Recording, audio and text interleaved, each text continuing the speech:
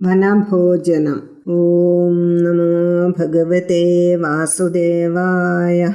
കുട്ടികളെ, കൃഷ്ണന്റെ അതിരസകരമായ ഒരു കഥ പറയട്ടെ മുത്തശ്ശി. കൃഷ്ണനും ബലരാമനും എല്ലാ ദിവസവും കൂട്ടുകാരോടൊത്ത് പൈക്കളെ മേയ്ക്കുവാൻ പോകുമല്ലോ. അങ്ങനെ പോയപ്പോഴാണല്ലോ അഘാസുരൻ ഇവരെ ദ്രോഹിച്ചത്. എന്നിട്ടെന്തായി? അഘാസുരനെ കൃഷ്ണൻ കൊന്നുവല്ലോ. പശുക്കളെയും കുട്ടികളെയും കൊണ്ട് ഗോപബാലന്മാരും രാമകൃഷ്ണനും യമുനാ തടത്തിലേക്ക് പോയി. അവിടെ ഭംഗിയുള്ള ചെടികളും പൂക്കളും സുഗന്ധം പരത്തുന്ന കുളിർക്കാറ്റും പിന്നെ പൂമ്പാറ്റ, വണ്ട് തുടങ്ങിയ പ്രാണികളും ഉണ്ടായിരുന്നു. അതുകൊണ്ട് ബാലന്മാർക്ക് ആ സ്ഥലം വളരെ ഇഷ്ടമായി.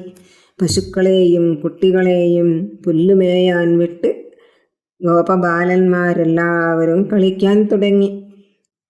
സമയം പോയതറിഞ്ഞില്ല. എല്ലാവർക്കും വിശക്കാൻ തുടങ്ങി. ഈ സ്ഥലം ഭക്ഷണം കഴിക്കാൻ കൊള്ളാം.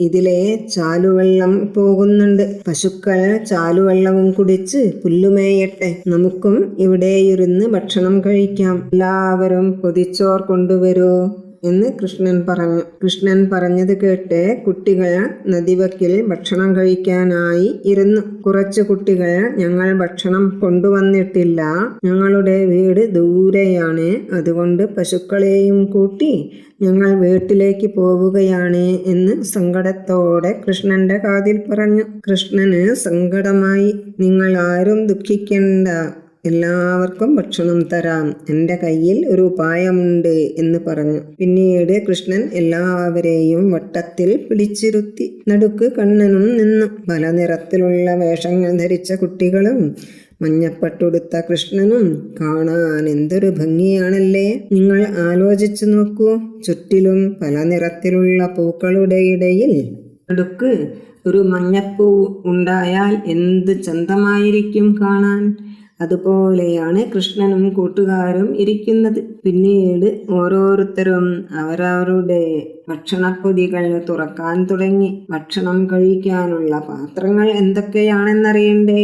കൃഷ്ണൻ ഭക്ഷണം കഴിക്കുന്നത് താമരപ്പൂവില്. ചുറ്റുമുള്ളവർ താമര ഇതളിലും ഇലയിലും കല്ലിലും മരക്കഷ്ണത്തിലും ഒക്കെ വിളമ്പിയാണ് കഴിക്കുന്നത്.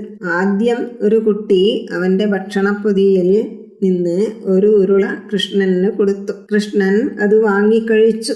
എന്നിട്ട് എല്ലാവർക്കും ഓരോ ഉരുള കൊടുക്കാൻ പറഞ്ഞു. എല്ലാവരും അങ്ങോട്ടും ഇങ്ങോട്ടും ഭക്ഷണം കൊടുത്തും വാങ്ങിയും ഇല്ലാത്തവർക്ക് സന്തോഷത്തോടെ കൊടുത്തും കഴിച്ചു. കൃഷ്ണൻ എല്ലാവരെയും തമാശകൾ പറഞ്ഞും കുഴൽ വിളിച്ചും കളിച്ചും ചിരിപ്പിച്ചും കൊണ്ടേയിരുന്നു.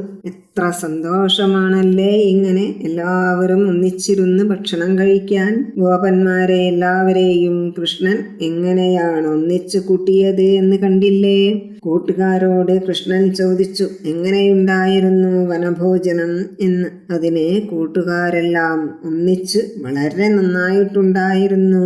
ഓരോരുത്തരുടെയും ഭക്ഷണരുചി അറിയാൻ കഴിഞ്ഞു. ഉള്ളവരെന്നോ ഇല്ലാത്തവരെന്നോ നോക്കാതെ എല്ലാവരും ഒത്തുകൂടി കഴിച്ചപ്പോൾ അത്ര വലിയ സന്തോഷമായി. ഇനി എന്നും നമുക്ക് ഇങ്ങനെ കഴിക്കാം എന്ന് പറഞ്ഞു. പിന്നെ ദേവന്മാരെല്ലാം ഇത് കണ്ട് സന്തോഷത്തോടെ കൃഷ്ണനെ വാഴ്ത്തി സ്തുതിച്ചു. സർവം കൃഷ്ണാർപ്പണമസ്തു.